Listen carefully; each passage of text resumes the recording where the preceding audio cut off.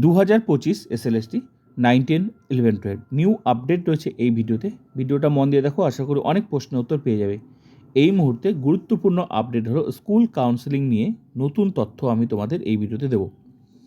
দেখো, ফাইনাল প্যানেলে যাদের নাম রয়েছে তাদের তো চাকরি হয়ে গেছে, কিন্তু ওয়েটিং লিস্টে যাদের নাম রয়েছে সবার তো আর চাকরি হবে না, কারণ সিটের বাইরে ডেকেছে।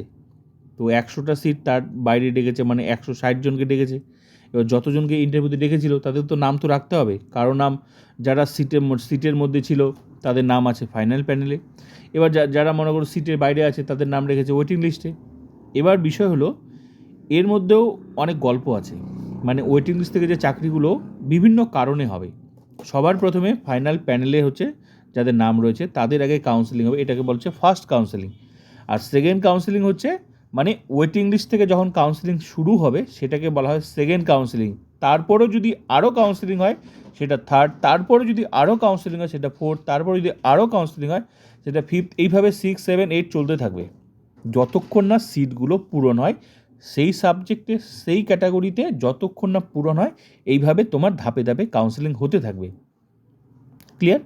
তো first counselling, second counselling, third counselling শুরুটা হবে ফার্স্ট কাউন্সেলিং মানে ইমপ্যানেল লিস্টে যাদের নাম রয়েছে বিভিন্ন সাবজেক্টে ক্যাটাগরিতে তারা হচ্ছে ইমপ্যানেল এবং তাদেরকে দিয়েই শুরু হয় ফার্স্ট কাউন্সেলিং। এবার ওয়েটিং লিস্টে যাদের নাম রয়েছে কেন রয়েছে? কারণ হচ্ছে আগে সিটগুলো ফাইনাল প্যানেলে যাদের নাম রয়েছে তাদেরকে দিয়ে কাউন্সেলিং হবে। তারপর যখন দেখা হবে যে এদেরকে দিয়ে সিটগুলো পূরণ হলো না, তখন ওয়েটিং লিস্টে যাদের নাম রয়েছে তখন কিন্তু তাদেরকে ডাকা হবে। এবার বিষয়ে অনেকের প্রশ্ন হতে পারে যে কেন পূরণ হবে না, ওদের তো সিটের মধ্যেই আছে, তাহলে তো পূরণ হওয়ারই কথা। হ্যাঁ, হওয়ার কথা নয়, কারণ হচ্ছে এক ব্যক্তি একাধিক জায়গায় আছে, ডবল জায়গা দখল করে আছে, তো চাকরি একটা নেবে, এই জন্য একটা সিট ফাঁকা হলো যে ক্যাটাগরি। তারপর কি, কাউন্সেলিংয়ে অনেকে যাবে না, নাম আছে, চাকরি পেয়েছে, যাবে না, সেই জায়গা খালি হলো। তারপর অনেকে কাউন্সেলিং অ্যাটেন্ড হলো, রেকমেন্ডেশন নেবে না, স্কুলে জয়েন করবে না, আবার সেখানে খালি হবে। তো এইভাবে বিভিন্ন প্রসেসে কিন্তু খালি হতে থাকবে সিটগুলো। তারপর কিন্তু ধাপে ধাপে কাউন্সেলিং হতে থাকবে, সেকেন্ড, থার্ড, ফোর্থ, ফিফথ হতে থাকবে, যেগুলো তোমরা আগেও দেখেছো। তোমরা দেখবে 2016 থেকে মোটামুটি প্রত্যেকটা মানে এসএসসিতেই সেটা কিন্তু হয়। ঠিক আছে? তো তোমরা আশা করতে পারো, যেহেতু তোমরা নতুন, আশা করতেই পারো তোমাদেরও কিন্তু সেই কাউন্সেলিং হবে। সেকেন্ড হতে পারে, কি হবে, থার্ড, ফোর্থ, ফিফথ, সিক্স হবেই, যতক্ষণ না তোমার সাবজেক্টে তোমার ক্যাটাগরিতে রেশিও যেটা সিট পূরণ করে যতক্ষণ না পূরণ হচ্ছে ততক্ষণ কাউন্সেলিং হবে। এবার কত দূর নামবে সেটা ডিপেন্ড করছে তোমার সাবজেক্টে, মানে যতক্ষণ না পূরণ হচ্ছে সেটা। তো তুমি কি করে বুঝবে তোমার আগের ব্যক্তি সে চাকরি নেবে কি নেবে না? সে জয়েন নাও করতে পারে। যতজন ক্যান্ডিডেট আছে তুমি তো তাদেরকে চেনো না, কিছু ক্যান্ডিডেটকে হয়তো তুমি চেনো, যারা ফ্রেশার্সের মধ্যে, যেমন ইন সার্ভিসের মধ্যেও অনেকে চাকরি নেবে না, আবার ফ্রেশার্সের মধ্যেও অনেক চাকরি নেবে না। কারা নেবে না? যারা অলরেডি অন্য ডিপার্টমেন্টে চাকরি করে, তারা কিন্তু তাদের সুবিধা মতো যদি মানে স্কুল না পায় বা তাদের যেটা দরকার ছিল সেটা যদি না পায়, তারা কিন্তু জয়েনই করবে না, কাউন্সেলিংয়ে আসবে না। এর ফলে ওই জায়গাটা কিন্তু খালি হয়ে যাবে, এই জন্যই কিন্তু ওয়েটিং লিস্টটা রাখা হয়। তো এইভাবে যতক্ষণ না আবার সেকেন্ড কাউন্সেলিং হলো, সেখানেও দেখা গেল ওই সাবজেক্টে ওই ক্যাটাগরিতে আবার অনেকেই আসলোই না, কাউন্সেলিংয়ে আসলো না। বা অনেকে এমনও হয় যে তোমার কাউন্সেলিংয়ের ডেট দিয়েছে, অনেকে জানেই না, কাউন্সেলিং হলোই না, মানে কাউন্সেলিংয়ে ক্যান্ডিডেটই যায়নি, যতগুলো সিট পূরণ করার দরকার ছিল সেই সিটগুলো কিন্তু পূরণই হলো না। এর ফলে আবার একটা থার্ড কাউন্সেলিংয়ের ডেট দিয়ে দিবে।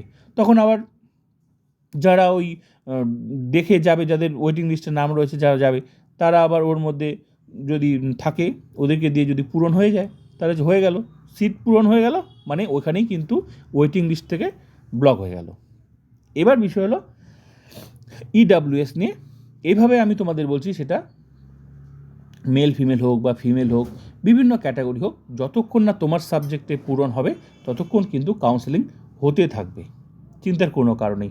ওয়েটিং লিস্টের নাম রয়েছে মানে তুমি মানে তোমার চাকরি পাওয়ার তুমি যোগ্য। তোমাকে তখনই নেওয়া হবে যখন তোমার আগে যারা আছে ফার্স্ট কাউন্সেলিং বা সেকেন্ড কাউন্সেলিং, থার্ড কাউন্সেলিং, যতক্ষণ মানে দিয়ে তোমার সিটগুলো পূরণ না হচ্ছে ততক্ষণ কাউন্সেলিং হতে থাকবে। তারপর তোমার নাম্বার যদি আসে সেটা তোমার চলেও আসতে পারে, তোমার ভাগ্যে তোমার নাম্বার।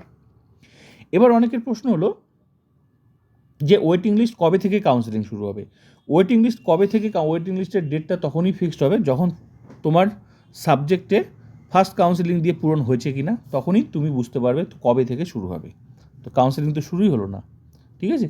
তো ওয়েটিং লিস্টের আগে কাউন্সেলিং হয় না, আগে কাউন্সেলিং হয় ফার্স্ট কাউন্সেলিংয়ের, কারণ ওরা ইমপ্যানেলড, তোমাদেরকে রাখা হয়েছে, অপেক্ষা করতে বলা হয়েছে, এরা চাকরি নিচ্ছে কি না আগে দেখা হবে। এবার এক ব্যক্তি একাধিক জায়গায় আছে, তো সেটার জন্য একটা পোস্ট খালি হচ্ছে, তারপর অনেক ক্যান্ডিডেট আছে চাকরি নেবে না, অনেক ক্যান্ডিডেট আছে বাড়ির পাশাপাশি বিভিন্ন কারণে খালি হয়। তো এগুলো অনেক কারণ রয়েছে, ঠিক আছে। তো খালি হবে, প্রত্যেকবারই হয়েছে, এবারও হবে।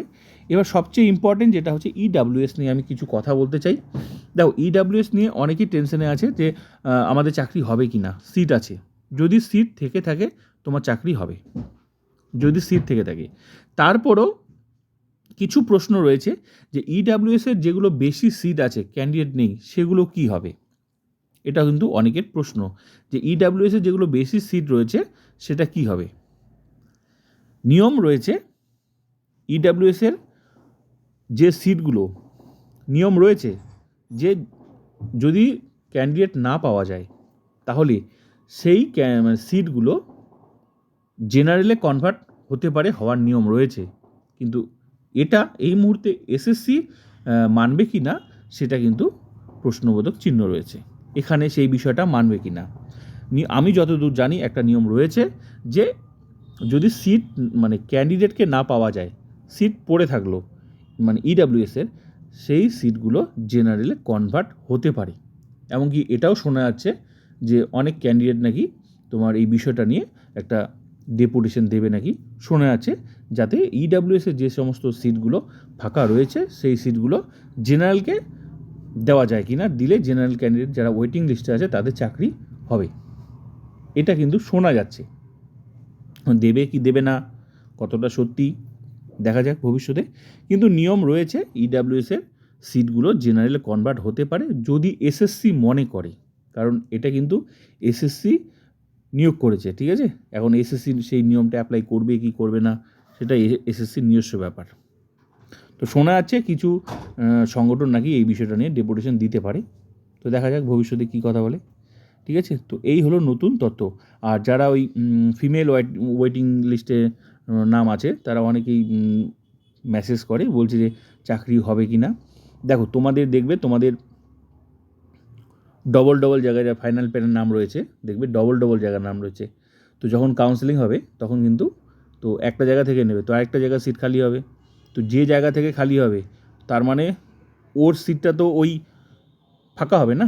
তো এই একজন ব্যক্তি দু জায়গায় আছে, তো চাকরি একটা, তার মানে কি দুটো সিট ব্লক করে আছে।